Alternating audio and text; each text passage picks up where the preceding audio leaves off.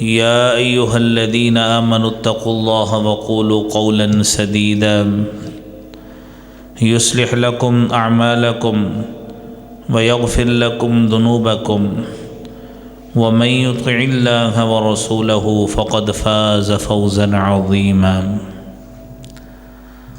اللهم صل على محمد وعلى آل محمد كما صليت على إبراهيم وعلى آل إبراهيم إنك حميد مجيد. اللهم بارك على محمد وعلى آل محمد كما باركت على إبراهيم وعلى آل إبراهيم إنك حميد مجيد. رب اشرح لي صدري ويسر لي أمري واحلل عقدة من لساني يفقه قولي. رب زدني علما سبحانك لا علم لنا إلا ما علمتنا إنك أنت العليم الحكيم.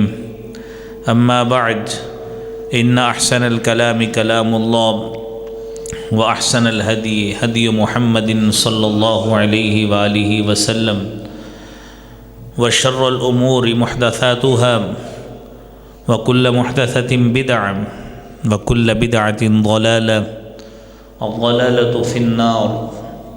أعوذ بالله السميع العليم من الشيطان الرجيم. بسم الله الرحمن الرحيم. وإذ أخذنا ميثاق بني إسرائيل لا تعبدون إلا الله وبالوالدين إحسانا. صدق اللہ العظیم. حمد و ثنا، تعریف، حمد، کبریائی، بڑائی اللہ رب العالمین کی ذات کے لیے ہے. درود و سلام امام المرسلین، امام کائنات، شفیع المذنبین، رحمت للعالمین جناب محمد الرسول اللہ صلی اللہ علیہ وآلہ وسلم کی ذات اقدس پر. حضرات محترم، ہمارے جو سلسلہ گفتگو ہے وہ نکاح سے متعلقہ امور، خاندان اور خاندان کے بنیادی افراد، اس حوالے سے آج والدین کے حقوق کے حوالے سے ہم گفتگو کریں گے. اس کے بعد انشاءاللہ اولاد کے حقوق، پھر فیملیاں ٹوٹنی، گھریلو انتشار، خاندانی انتشار، یہ تسلسل کے ساتھ ہم انشاءاللہ 3-4 جمعے اس پہ گفتگو کریں گے. اللہ رب العالمین نے قرآن کریم میں سورہ بقرہ میں، سورہ بنی اسرائیل میں اور قرآن کریم کی دیگر کچھ آیات میں اپنی عبادت کا ذکر کیا ہے، اور اس عبادت کا ذکر کرنے کے ساتھ ہی رب کائنات نے والدین کے ساتھ احسان، نیکی، حسن سلوک اور بہترین مروت کا حکم دیا ہے. اس کی بنیادی وجہ یہ ہے کہ پوری انسانیت بلکہ پوری کائنات کا خالق و مالک اللہ رب العالمین ہے. اس میں کسی کو کوئی شک نہیں ہے، کوئی دو رائے نہیں ہے. روئے زمین پر کوئی بھی انسان ہے، اس کی پیدائش، اس کا وجود اور اس کا دنیا میں آنا، اس کی وجہ اس کے والدین ہوتے ہیں. تو اس لیے اللہ رب العالمین نے جہاں پر اپنی عبادت کا حکم دیا ہے کہ میں تمہارا واحد خالق ہوں اور کوئی خالق کوئی دوسرا نہیں ہو سکتا. جب کوئی خالق اللہ کے علاوہ کوئی نہیں ہے، مالک اللہ کے علاوہ کوئی نہیں ہے، تو عبادت کے لائق بھی وہی ذات ہے. بعینی ہی اسی طرح ہی رب کائنات نے اس کے فوری بعد دوسرا درجہ والدین کا رکھا کہ کائنات میں والدین بھی انسان کے دو نہیں ہوتے. حقیقی جو والد ہے یا حقیقی ماں ہے وہ اس کا وہی ہے جس نے ان کو جنم دیا ہے. باقی دیکھیے جس طرح اللہ کی عبادت میں کوئی شریک نہیں ہوتا، اس طرح انسان کی پیدائش میں بھی نہ دو والد ہوتے ہیں نہ دو مائیں ہوتی ہیں، وہ ایک ہی باپ ہے، ایک ہی ماں ہے۔ لہذا ان کے ساتھ حسن سلوک، بہتر مروت رکھنا، اس کا حکم اللہ رب العالمین نے دیا ہے۔ اور یہ قرآن کریم میں اللہ رب العالمین نے البر، نیکی کا حکم جو قرآن میں دیا ہے، اس کا حقیقی معنی یہ ہے، قاضی فیروز آبادی نے مقاییس اللغہ میں اس حوالے سے بحث کی ہے کہ یہ بر، اس کا مادہ با، را اور را ہے، ہی صدق، اور یہ دلالت کرتا ہے سچائی پہ، صدق پہ۔ اور اصطلاحی طور پر جب ہم والدین کے ساتھ نیکی کے حوالے سے گفتگو کرتے ہیں تو اس کا معنی یہ ہوتا ہے الاحسان الی الوالدین، کہ والدین کی طرف احسان اور نیکی کرنا، والتعطف علیہما، اور ان کے اوپر شفقت کرنا، والرفق بہما، اور ان کے ساتھ شفقت اور پیار کرنا، والرعایۃ لاحوالہما، ان کے حالات اور کیفیت کی رعایت رکھنا، وعدم الاساءۃ الیہما، اور ان کی طرف کوئی بھی غلطی کرنے سے پرہیز کرنا، واکرام صدیقہما، اور ان دونوں کے، ماں اور باپ کے جو دوست ہیں، سہیلیاں ہیں ماں کی، ان کی عزت کرنا، من بعدہما، ان کے جانے کے بعد بھی یہی کرنا۔ یہ لغت میں اس کی تعریف ہے کہ والدین کے ساتھ نیکی کا کیا معنی ہے۔ تو یہ ساری چیزیں ایک مومن آدمی سے، ایک مسلمان سے مطلوب ہیں، اور اسی لیے قرآن کریم میں اللہ رب العالمین نے مختلف آیات بینات میں اس کی وضاحت کچھ اس انداز سے کی ہے، وَاعْبُدُوا اللَّهَ وَلَا تُشْرِكُوا بِهِ شَيْئًا وَبِالْوَالِدَيْنِ إِحْسَانًا وَبِذِي الْقُرْبَى وَالْيَتَامَى وَالْمَسَاكِينِ وَالْجَارِ ذِي الْقُرْبَى وَالْجَارِ الْجُنُبِ وَالصَّاحِبِ بِالْجَنبِ وَابْنِ السَّبِيلِ وَمَا مَلَكَتْ أَيْمَانُكُمْ إِنَّ اللَّهَ لَا يُحِبُّ مَنْ كَانَ مُخْتَالًا فَخُورًا۔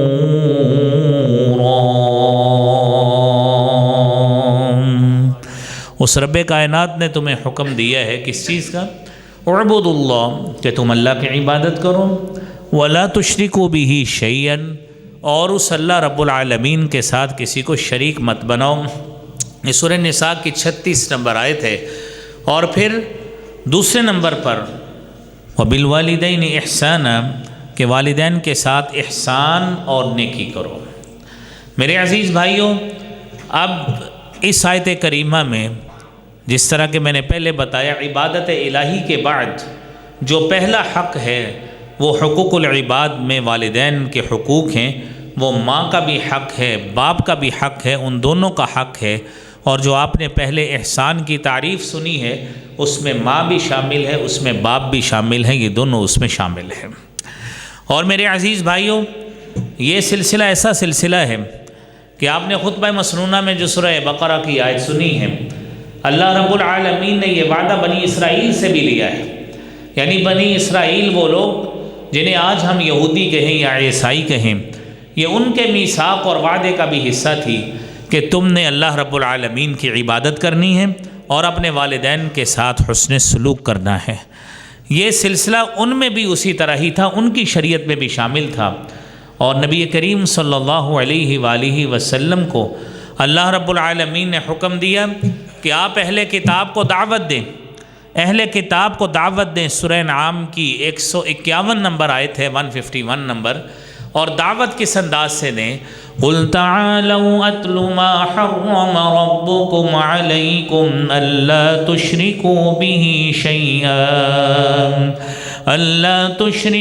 بِهِ شَيْئًا وَبِالْوَالِدَيْنِ إِحْسَانًا۔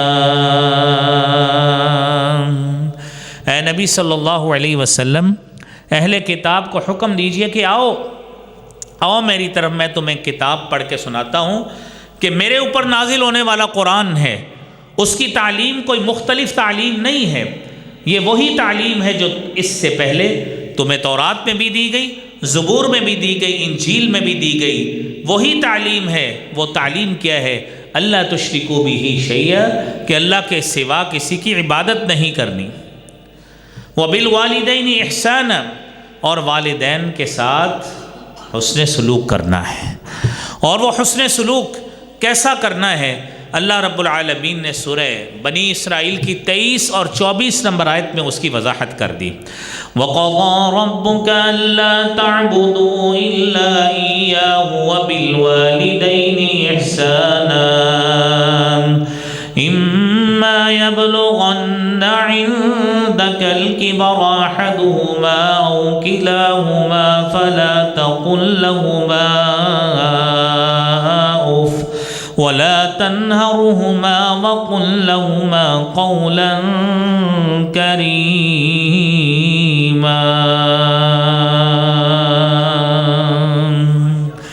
پہلی بات، والدین کے ساتھ احسان اور نیکی کیجیے۔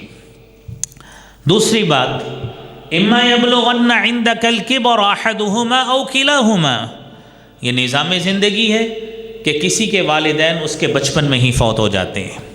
یہ نظام زندگی ہے، یہ رب کائنات کا نظام ہے، قدرت کا نظام ہے کہ کسی کے والدین اللہ تعالیٰ ان کو اتنی بڑی عمر دیتے ہیں کہ ان کی آدھی پوری اولاد بھی ان کی زندگی میں فوت ہو جاتی ہے، وہ ساری زندگی بیچارے دکھ سہتے ہیں، یہ رب کائنات کا نظام ہے۔ اور کسی کے گھر میں، خاندان میں ایسا بھی نظام ہے کہ اس کے والدین اس کے سامنے صحت مند بھی ہوتے ہیں، کسی کے والدین وہ بیماری کا شکار بھی ہو جاتے ہیں، کسی کو اللہ تعالیٰ اس کی ہوش کے عالم میں اس سے ماں چھین لیتا ہے، کسی کا باپ چھین لیتا ہے، یہ قدرت کا نظام ہے۔ تو کائنات میں اس نظام کو سسٹین اللہ رب العالمین نے رکھا ہے، لیکن ہمیں جو حکم دیا گیا ہے وہ یہ ہے، اما یبلغن عندک الکبر احدہما، آپ کے پاس ایک آئے دونوں میں، او کلاہما، یا دونوں آئے، ماں بھی ہو باپ بھی ہو، لا تقل لہما اف، بولنے میں، گفتگو کرنے میں دھیان کیجیے، اف تک نہیں کہنا، ولا تنہرہما، انہیں جھڑکنا نہیں ہے، اور تیسری بات وقل لہما قولا کریما، شفقت والا لہجہ رکھنا ہے، انکساری والا لہجہ رکھنا ہے، باپ کے اوپر حاوی ہونے کی کوشش مت کریں، باپ کے اوپر سوار ہونے کی کوشش مت کریں۔ رب کائنات کا نظام ہے کہ کسی کا باپ جو ہے وہ کماتا ہے، کسی کا نہیں کماتا، کسی کے ذرائع آمدن ہے، کسی کے نہیں ہیں، اور کسی کا نظام جو آمدن کا ذریعہ ہے وہ کم ہے، کسی کا زیادہ ہے، لیکن زیادہ آمدن والا اگر اولاد میں کوئی ہو جائے تو والدین پہ چڑھائی کرے، یہ اللہ رب العالمین کے قانون کے خلاف ہے۔ اسی لیے فرمایا لا تنہرہما، جھڑکنا نہیں ہے، قل لہما قولا کریما، نرمی والا، عزت والا یہ لہجہ رکھنا ہے تاکہ ان کی عزت میں کوئی حرف نہ آئے۔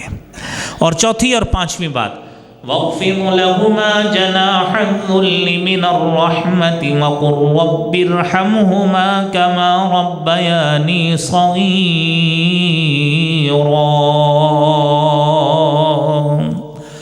وَاخْفِضْ لَهُمَا جَنَاحَ الذُّلِّ مِنَ الرَّحْمَةِ، زندگی میں کئی معاملات ایسے آتے ہیں، کئی طرح کے مسائل ایسے آتے ہیں کہ آپ کے پاس والدین کو آپ کی ضرورت پڑ گئی، تو وہاں پہ جتلائیے مت، اب پھنسے ہیں نا میرے پاس آ کے، اب آئی ہے نا، اب آپ کو مزہ آیا ہے نا میرے پاس آ کے، اب آپ کو میری ضرورت پڑ گئی ہے۔ تو دنیا میں کئی بدقسمت آپ نے ایسے بھی دیکھے ہوں گے کہ یہاں پہ تو جھڑکنے سے بھی منع کیا گیا ہے، وہ والدین پہ ایسی سختی کرتے نعوذ باللہ نظر آتے ہیں، کوئی پھینٹی لگا رہا ہے، کسی نے جائیداد کے نام پہ اپنے باپ کو قتل کر دیا، کسی نے اپنی ماں کو قتل کر دیا، یہ ساری وہ معاشرے کی یہ وہ ڈارک پکچرز ہیں، تصاویر ہیں جو ہمارے سامنے ہیں۔ سبب کیا ہے؟ دینی تعلیمات سے نابلد ہونا، دین کا پتہ نہیں ہے، شریعت کا علم نہیں ہے۔ شریعت کا علم ہوتا تو کوئی شخص ایسی گستاخی کرتے، اپنے والدین پہ ہاتھ اٹھاتے، 100 مرتبہ سوچتا کہ کہیں میرا ہاتھ شل نہ ہو جائے جو اس باپ یا ماں پہ اٹھ رہا ہے۔ لیکن آپ دنیا میں دیکھتے ہیں، آپ کو سوشل میڈیا کے ذریعے ایسے کلپس بھی آپ کے پاس پہنچتے ہیں، ایسی ویڈیوز پہنچتی ہیں جہاں پہ جائیداد کے نام پر، مال کے نام پر، حالانکہ میرے عزیز بھائیوں شریعت کا یہ حصہ ہے کہ کوئی اولاد اپنے والدین سے ان کی زندگی میں حصے کا مطالبہ نہیں کر سکتی، لیکن دینی تعلیمات سے ایسی عدم آگاہی ہے، جہالت ہے کہ اس کے باوجود آپ کو دنیا میں ایسی اولادیں ملیں گی جو بڑھ چڑھ کر گستاخیاں کر کے اپنے والدین کو مجبور کر کے ان کے اوپر سختیاں کر کے، بلکہ کئیوں نے تو نعوذ باللہ جھوٹے پرچے اپنے والدین پہ کرائے ہیں کہ انہوں نے ہماری جائیداد پہ قبضہ کیا ہوا ہے۔ وہ حدیث بھول گئے ہیں کہ جس میں نبی کریم صلی اللہ علیہ وآلہ وسلم نے اعرابی کو کہا تھا کہ جس نے آ کے اپنے باپ کی شکایت کی کہ میرے باپ نے میرے مال پہ قبضہ کر لیا ہے، آپ نے اس کے گریبان سے پکڑ کے اس کے والد کو پکڑا دیا کہ جائیے انت و مالک لیبیک، تو بھی، تیرا مال بھی، سارا کچھ تیرے باپ کا ہے، تم کون سا مطالبہ دنیا میں کرنے آ گئے ہو؟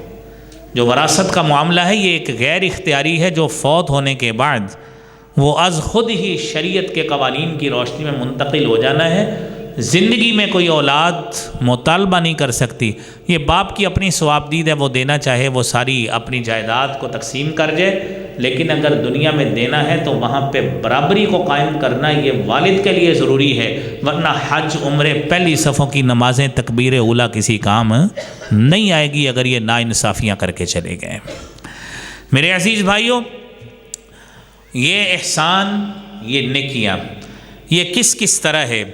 یہ نبی کریم صلی اللہ علیہ وآلہ وسلم نے فرمایا، صحیح بخاری کی حدیث ہے کہ والدین کے ساتھ احسان اور نیکی اللہ کے ہاں محبوب ترین اعمال میں سے ایک عمل ہے۔ صحیح بخاری کی 5970 نمبر، مسلم شریف کی 85 نمبر حدیث ہے۔ صحابی رسول آتا ہے، آ کے پوچھتا ہے، یا رسول اللہ صلی اللہ علیہ وآلہ وسلم، ای العمل احب الی اللہ، کون سا عمل اللہ رب العالمین کے ہاں سب سے پسندیدہ ہے؟ میرے نبی صلی اللہ علیہ وآلہ وسلم نے فرمایا، الصلاۃ علی وقتہا، نماز کو اس کے وقت پہ ادا کرنا یہ اللہ رب العالمین کے ہاں سب سے محبوب ترین عمل ہے۔ اس کے بعد وہ صحابی پوچھتا ہے، یا رسول اللہ صلی اللہ علیہ وآلہ وسلم ثم ایون، پھر کون سا عمل ہے؟ میرے نبی فرماتے ہیں صلی اللہ علیہ وسلم، بر الوالدین، والدین کے ساتھ نیکی کرنا۔ یہ نماز پڑھنے کے بعد، عبادت الہی کے بعد افضل ترین عمل یہ والدین کے ساتھ نیکی ہے، اور محبوب ترین عمل اللہ رب العالمین کے ہاں ہے۔ میرے عزیز بھائیوں، ان والدین کی خدمت کرنا، وہ تو خوش نصیب اولاد ہوتی ہے کہ جس کو اس کے والدین اس کی زندگی میں ایسی کیفیت میں مل جائیں کہ جب وہ خدمت کرنے کی پوزیشن میں ہوتا ہے، اس کی صحت موجود ہے اور اس کے وسائل موجود ہیں کہ وہ اپنے والدین کی کسی نہ کسی طرح خدمت کر سکتا ہو، ان کے ساتھ سفر کر سکتا ہو، ان کی ضروریات کا دھیان رکھ سکتا ہو، ان کے کھانے پینے کا دھیان رکھ سکتا ہو، رہائش کا، سواری کا دھیان رکھ سکتا ہو۔ یہ اس اولاد کی میرے بھائیوں خوش قسمتی ہے۔ تو اسی لیے نبی کریم صلی اللہ علیہ وآلہ وسلم نے اس خدمت کو دنیا کے بہترین عمل جہاد سے بھی افضل قرار دیا ہے۔ سیدنا عبداللہ بن عمر بن عاص رضی اللہ تعالی عنہما بیان کرتے ہیں، صحیح بخاری کی 5972 نمبر اور مسلم شریف کی 2549 نمبر حدیث ہے۔ ایک شخص آتا ہے، آ کے اللہ کے رسول صلی اللہ علیہ وآلہ وسلم سے پوچھتا ہے کہ یا رسول اللہ صلی اللہ علیہ وآلہ وسلم، انی اشتہی الجہاد، میں جہاد کرنا چاہتا ہوں، اللہ کے راستے میں اعلاء کلمت اللہ کی خاطر جہاد کرنا چاہتا ہوں۔ میرے نبی صلی اللہ علیہ وآلہ وسلم نے پوچھا، الک ابوان، کیا تیرے والدین موجود ہیں؟ اس نے کہا جی ہاں موجود ہیں۔ آپ نے فرمایا جائیے ففیہما فجاہد، جائیے ان کی خدمت کیجئے، ان کی خدمت کرنا ہی اللہ تعالیٰ آپ کو وہیں پہ جہاد کا ثواب عطا فرما دیں گے۔ یہ میرے عزیز بھائیوں، یہ عمل، یہ اتنا محبوب عمل، اللہ کو اتنا بڑا عمل ہے اللہ کے ہاں کہ اس کو جہاد سے بھی افضل قرار دیا، اور تیسرے نمبر پر اس کا درجہ اتنا بڑا ہے کہ یہ جنت میں لے جانے والا عمل ہے۔ صحابی رسول معاویہ بن جاہمہ السلمی رضی اللہ تعالی عنہ بیان کرتے ہیں، اتیت رسول اللہ صلی اللہ علیہ وآلہ وسلم، میں اللہ کے رسول صلی اللہ علیہ وآلہ وسلم کے پاس آیا، سنن ابن ماجہ کی 2781 نمبر حدیث ہے۔ میں اللہ کے رسول صلی اللہ علیہ وسلم کے پاس آیا، فقلت یا رسول اللہ کے رسول صلی اللہ علیہ وسلم انی اردت الجہاد، جہاد کرنا چاہتا ہوں، ابتغی بذالک وجہ اللہ رب العالمین کو خوش کرنا چاہتا ہوں، اس کی خوشنودی چاہتا ہوں، اس کی رضا چاہتا ہوں، والدار الآخرہ، اور اللہ رب العالمین کی جنت چاہتا ہوں، آخرت کا گھر چاہتا ہوں۔ میرے نبی نے پوچھا احیۃ امک، کیا تیری والدہ زندہ ہے؟ وہ کہنے لگا جی ہاں۔ اللہ کے رسول صلی اللہ علیہ وآلہ وسلم جی زندہ ہے۔ میرے نبی صلی اللہ علیہ وسلم فرماتے ہیں ارجعیں، جائیے واپس، فبرھا، اور اس کے ساتھ نیکی کیجیے۔ کہتے ہیں ثم اتیت من جانب الاخر، میں دوسری طرف سے آیا، یہی سوال کیا، انی اردت الجہاد، اور اللہ کے رسول صلی اللہ علیہ وسلم والدار الآخرہ، میں جہاد کرنا چاہتا ہوں، آخرت کا گھر چاہتا ہوں، کیا اجازت ہے؟ آپ نے پھر وہی کہا احیۃ امک، کیا والدہ زندہ ہے؟ کہتے ہیں ثم اتیت من جانب الثالث، تیسری طرف سے آ کے میں نے اللہ کے رسول صلی اللہ علیہ وآلہ وسلم سے یہی پوچھا، آپ نے پھر وہی بات کہی کہ کیا تیری والدہ زندہ ہے؟ میں نے کہا جی ہاں زندہ ہے۔ آپ نے فرمایا الزم رجلہا فثم الجنہ، جائیے اس کے پاؤں پکڑ کے دبائیے، اس کی خدمت کیجئے، فثم الجنہ، جنت آپ کو وہیں سے بھی مل جائے گی۔ میرے عزیز بھائیوں، یہ اللہ رب العالمین کے ہاں یہ اتنا بڑا عمل، اور چوتھی فضیلت اس کی یہ ہے میرے عزیز بھائیوں، مجمع الزوائد کی روایت ہے، علامہ ہیثمی رحمۃ اللہ علیہ نے مجمع الزوائد میں اس کو نقل کیا ہے۔ حضرت انس رضی اللہ تعالی عنہ حدیث بیان کرتے ہیں کہ ایک شخص رسول اکرم صلی اللہ علیہ وآلہ وسلم کے پاس آتا ہے اور آ کے یہی کہتا ہے انی اشتہی الجہاد ولا اقدر له، اللہ کے رسول صلی اللہ علیہ وسلم جہاد کرنا چاہتا ہوں لیکن قدرت نہیں رکھتا، طاقت نہیں ہے، وسائل نہیں ہیں، کیا کروں؟ آپ نے فرمایا ٹھیک ہے، اس کی کیفیت، اس کے حالات و کیفیات سے آپ نے اندازہ لگایا۔ آپ نے پوچھا حل بقی من والدیک احد، کیا تیرے دونوں والدین میں سے کوئی ایک بھی زندہ ہے؟ وہ کہنے لگا امی، اللہ کے رسول صلی اللہ علیہ وسلم میری ماں زندہ ہے۔ آپ نے فرمایا قابل اللہ فی برہا، جائیے اپنی اس والدہ کے ساتھ نیکی کیجئے، اس کی خدمت کیجئے۔ فَإِذَا فَعَلْتَ ذَلِكَ، جب تو یہ کام کر لے گا، اپنی ماں کو راضی کر لے گا، فَأَنْتَ حَاجٌ وَمُعْتَمِرٌ وَمُجَاہِدٌ، تو اپنی والدہ کو راضی کر لے، میرا رب تجھے گھر بیٹھے حج کا، عمرے کا، جہاد کا ثواب گھر بیٹھے عطا فرما دیں گے۔ میرے عزیز بھائیوں، یہ اتنی بڑی عبادت ہے، اتنی بڑی نیکی ہے۔ اور میرے عزیز بھائیوں، ساتھ ساتھ یہ بھی سنتے جائیے کہ دنیا میں انسان کئی مراحل طے کرتا ہے، بسا اوقات اس کو اللہ تعالیٰ عقل، سمجھ، شعور عطا فرما دیتے ہیں تو اپنے والدین کو چیلنج کرتا نظر آتا ہے۔ باپ کہتا ہے یہ کام کر لو، یہ کاروبار کر لو، کہتا ابا جی تھانوں کی پتہ دنیا میں۔ ماں کہتی ہے بیٹا فلاں جگہ پہ مت جائیے، کہتا ہے ماں آپ کو کیا پتہ ہے گھر بیٹھی مائی کو، آپ کو کیا پتہ ہے دنیا کہاں بس رہی، کیسی کیسی ٹیکنالوجی آ گئی ہے، آپ بوڑھے باپ ہیں، آپ کو کیا پتہ ہے دنیا کہاں پہ بس رہی ہے۔ باپ کو ناراض کیا، ناراض کر کے کوئی سفر کر لیا، کوئی کاروبار کر لیا، کوئی ایسا پروجیکٹ شروع کر لیا جس میں والدین ناراض ہیں۔ یہ میرے ان بھائیوں کے لیے ہے جو یہ کام کر کے سارے معاملات ایسے کریں کہ ان کے والدین ان سے خفا اور ناراض رہیں اور کہتے پھریں اس نے میری رضا منشا کے بغیر فلاں جگہ پہ کاروبار شروع کیا، میری رضا کے بغیر، میرے رضامندی کے بغیر اس نے فلاں پروجیکٹ شروع کیا، فلاں گاڑی لے لی، فلاں رشتہ کر لیا۔ میرے نبی صلی اللہ علیہ وآلہ وسلم نے جو بات کہی ہے، صحیح ترغیب و ترہیب کی 2503 نمبر حدیث ہے، فرمایا رضا الرب فی رضا الوالد، اگر رب کی رضا چاہیے اپنے باپ کو خوش کرنا پڑے گا ورنہ اللہ بھی ناراض ہو جائے گا۔ وسخط الرب فی سخط الوالد، باپ خوش ہے، اللہ بھی خوش۔ اگر باپ ناراض ہو گیا تو میرے بھائیوں اللہ رب العالمین بھی ناراض ہو جائیں گے۔ اور یاد رکھیے ان کی ناراضگی کبیرہ گناہوں میں شمار ہوتی ہے۔ صحیح بخاری کی 5976 نمبر حدیث ہے۔ سیدنا ابو بکر رضی اللہ تعالیٰ عنہ حدیث بیان کرتے ہیں، رسالت مآب صلی اللہ علیہ وآلہ وسلم نے فرمایا الا انبئکم باکبر الکبائر۔ آپ ایک دن صحابہ کرام سے مخاطب ہیں، آپ نے پوچھا میرے صحابہ کیا میں تجھے کبیرہ گناہوں سے بھی، ان میں سے بھی کبیرہ گناہوں میں بھی جو بڑا گناہ ہے اس کے بارے میں بتاؤں؟ صحابہ نے کہا اللہ کے رسول صلی اللہ علیہ وسلم ضرور بتائیے۔ آپ نے فرمایا الاشراک باللہ، اللہ کے ساتھ شرک کرنا بہت بڑا گناہ ہے۔ نمبر 2 وعقوق الوالدین، والدین کے ساتھ نافرمانی کرنا، ان کی بات نہ ماننا، یہ شرک کے بعد سب سے بدترین اور بڑا گناہ ہے۔ میرے عزیز بھائیوں، اس بات کو سمجھنا ہم سب کے لیے ضروری ہے۔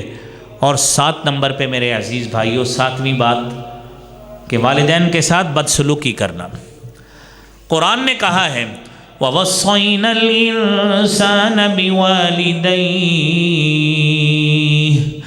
حَمَلَتْهُ أُمُّهُ وَهْنًا عَلَى وَهْنٍ وَفِصَالُهُ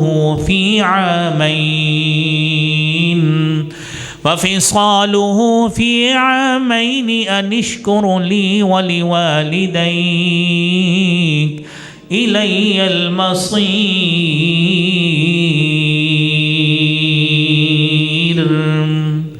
ہم نے انسان کو اس کے والدین کے حوالے سے وصیت کی۔ حملتہ امہ وہنًا علی وہن، اس کی ماں نے اس کو مشقت در مشقت، کمزوری در کمزوری اٹھایا ہے۔ اور دوسری آیت سورہ احقاف کی وَوَصَّيْنَا الْإِنسَانَ بِوَالِدَيْهِ إِحْسَانًا حَمَلَتْهُ أُمُّهُ كُرْهًا وَوَضَعَتْهُ كُرْهًا وَحَمْلُهُ وَفِصَالُهُ 30 شهرا حَتَّى إِذَا بَلَغَ أَشُدَّهُ وَبَلَغَ 40 سنة قال رب أوزعني أن أشكر نعمتك التي أنعمت علي وعلى والدي وأن أعمل صالحا ترضاه وأصلح لي في ذريتي إني تبت إليك وإني من المسلمين۔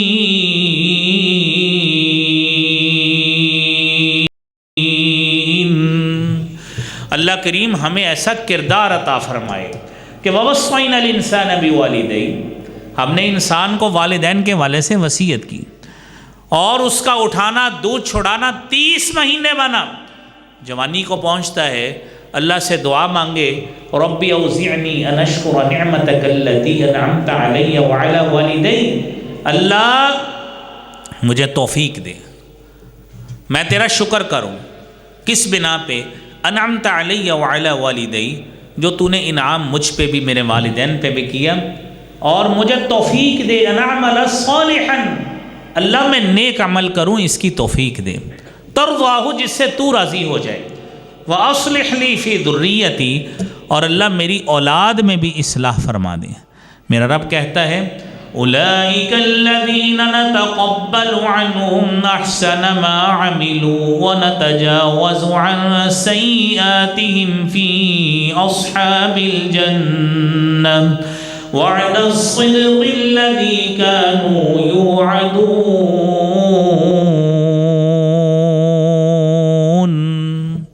یہ لوگ ہیں، اگر یہ کردار بن جاتا ہے کہ اللہ نے جوانی دے دی، کاروبار دے دیا، مکان دے دیا، گاڑیاں دے دی، اولاد مل گئی، تو والدین کو دھتکار دیں، وہ گلی محلوں میں، سڑکوں پہ، بازاروں میں لوگوں سے مانگتے پھریں، ان کے پاس وسائل نہ ہوں، بلکہ انسان اللہ سے اس بنا پہ شکر کرے جس پہ اللہ نے اس کو نعمت دے دی۔ اور اللہ سے توفیق مانگے، اللہ اس بات کی توفیق دے، ان اعمل صالحا ترضا، اللہ ایسے عمل کروں جس سے تو راضی ہو جائے۔ اللہ تو نے مجھے اولاد دی، اللہ ان میں ایسی صفات پیدا کر دے ترضا ہو جس سے تو راضی ہو جائے، میری اولاد میں اصلاح بھی کر دیں، نمازی بن جائیں، قرآن پڑھنے والے بن جائیں، مسجد کی صفوں میں آ کے بیٹھنے والے بن جائیں، دین کے محافظ بن جائیں، اور جس کو ایسی اولاد مل جائے میرے بھائیوں، اس باپ کو بھی رب کا شکر ادا کرنا چاہیے۔ ایسی کیفیت۔ میرے عزیز بھائیوں، باتیں اور بھی ہو سکتی ہیں، میں آخر میں کیونکہ وقت کم ہے، انسان دنیا میں جس طرح میں نے بتایا کئی مراحل سے گزرتا ہے۔ آپ میں سے کئی میرے بھائی ایسے بھی بیٹھے ہوں گے، جب انسان یہ فضائل سنتا ہے، میری بہنیں یہ فضائل سنتی ہیں، تو دل میں آتی ہے بات، تو ہمارے تو والدین ہی نہیں، اب ہم کیا کریں، ہم کیا کریں؟ یہ نیکی، یہ سعادت، یہ سارا کچھ ہمیں کیسے مل سکتا ہے؟ میرے نبی صلی اللہ علیہ وآلہ وسلم نے میرے ان بھائیوں اور بہنوں کے لیے بھی ایک پیکج رکھا ہے جن کے والدین دنیا سے چلے گئے، کہ وہ اپنے والدین کے ساتھ کس طرح حسن سلوک اور نیکی کر سکتے ہیں، کہ ان کا کیا بھی حسن سلوک شمار ہوتا ہے۔ صحابی رسول سیدنا ابو سعید ساعدی رضی اللہ تعالیٰ عنہ حدیث بیان کرتے ہیں، سنن نبی داود کی 5142 نمبر حدیث، کہتے ہیں بینما نحن عند رسول اللہ صلی اللہ علیہ وآلہ وسلم، ہم اللہ کے رسول صلی اللہ علیہ وآلہ وسلم کے پاس بیٹھے تھے، اذ جاءہ رجل من بنی سلمہ، قبیلہ بنو سلمہ کا ایک آدمی آتا ہے اور آ کے کہتا ہے هل بقی من بر ابوی شیء ابرہما بعد موتہما، کیا اللہ کے رسول صلی اللہ علیہ وسلم کوئی ایسی کوئی نیکی ہے کہ جو میں اپنے والدین کے جانے کے بعد بھی کروں؟ آپ صلی اللہ علیہ وسلم نے فرمایا جی ہاں، 5 باتیں بتائیں، 5 باتیں یہ ذہن میں رکھیں۔ نمبر 1 آپ نے فرمایا الصلاۃ علیہما، ان کے لیے آپ نے نماز جنازہ کا اہتمام کرنا ہے، پڑھنا ہے۔ علماء نے اس کا ترجمہ دعا بھی کیا ہے، نماز پڑھی یا دعا کی ایک ہی معنی ہم سمجھ لیتے ہیں۔ نمبر 2 الاستغفار لہما، انسان تھے، دنیا میں کئی غلطیاں بھی ہو گئی ہوں گی، ان کے لیے استغفار کرنا، ان کے گناہوں کی معافی مانگنا، 2 باتیں۔ نمبر 3 انفاذ عہودہما، انہوں نے جو لوگوں سے عہد و پیمان وعدے کیے، دنیا میں بچوں کے کسی کا رشتہ طے کر گئے، کسی کی پیمنٹس دینی ہیں، کسی کے ساتھ کاروباری معاملات ہیں، خاندانی معاملات ہیں، انفاذ عہودہما، اب ان کو نافذ کرنا، ان کو پایہ تکمیل تک پہنچانا، یہ اولاد کی ذمہ داری ہے۔ نمبر 4 اکرام الصدیقہما، ان کے دوستوں کی عزت کرنا۔ میرے نبی صلی اللہ علیہ وسلم نے تو اپنی سیدہ خدیجہ کی سہیلیوں کی بھی عزت کی ہے، کہ وہ خدیجہ کہ جس کی سہیلیاں، اس حدیث کی تشریح میں محدثین نے یہ واقعہ لکھا ہے سیدہ خدیجہ کے حوالے سے، کہ اللہ کے رسول صلی اللہ علیہ وآلہ وسلم نے سیدہ خدیجہ کے جتنی سہیلیاں تھیں، ان کی وفات کے بعد جب قربانی کرتے، جب بھی ہوتے، سیدہ خدیجہ کی سہیلیوں کو پہلے اس میں یاد رکھتے تھے کہ یہ خدیجہ کی سہیلیاں تھیں، اب اس کے جانے کے بعد اس کا دھیان ہم نے رکھنا ہے۔ وصلۃ الرحم الذی لا رحم الا من قبلہما، اور وہ رشتہ داریاں جو ان کی طرف سے ہے ان کو ملا کے رکھنا، ماں نہیں ہے اب ماموں سے ملنا ہے، باپ نہیں ہے چچاؤں اور تایوں سے ددیال سے ملنا ہے۔ یہ کیسا سلوک ہے کہ جیسے ہی والدین چلے گئے تو ددیال بھی گیا تو ننیال بھی گیا، بچوں کے ماموں بھی گئے، چچا اور تایا بھی گئے، سارے ختم۔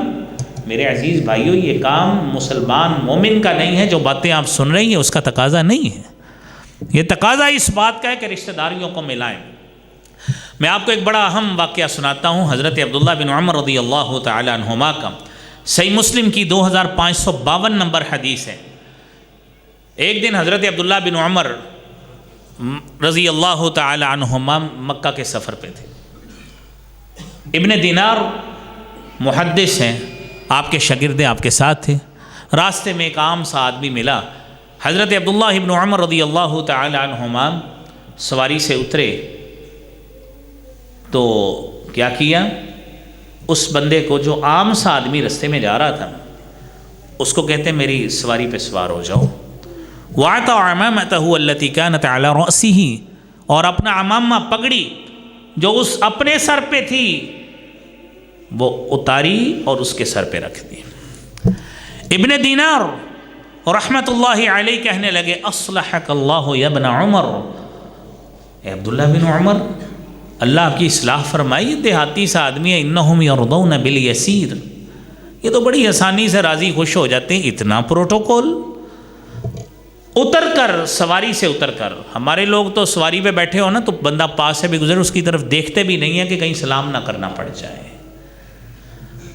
تو انہوں نے کیا کیا، اس کو اپنی سواری پہ سوار کیا، خود پیدل، اپنی پگڑی، سب سے بندے کی عزت کی جو جگہ ہوتی ہے نا وہ اس کی دستار اور پگڑی ہے، اتاری اس کے سر پہ رکھ دی. جب انہوں نے پوچھا اتنی عزت اور پروٹوکول کیوں دیا، کہنے لگے ان ابا ھذا کان ودا لعمر بن الخطاب، اس کا باپ جو یہ شخص ہے جس کو میں نے عزت دی ہے، اس کا باپ میرے باپ عمر فاروق سے بہت محبت کرتا تھا. وَإِنَّ أَبَرَّ الْبِرِّ صِلَةُ الْوَلَدِ أَهْلَ وُدِّ أَبِيهِ، میں نے اللہ کے رسول صلی اللہ علیہ وآلہ وسلم کو یہ فرماتے ہوئے سنا ہے کہ نیکیوں میں بڑی نیکی یہ ہے کہ بندہ اپنے والدین کے محبت کی وجہ سے رشتہ داریوں کو ملائے، یہ بہت بڑی نیکی ہے. میرے عزیز بھائیوں، ان نیکیوں کو پرسو کرنے کی کوشش کریں. اللہ کریم مجھے بھی، آپ کو بھی، ہم سب کو اس کی توفیق عطا فرمائے. وآخر دعوانا الحمدللہ رب العالمین.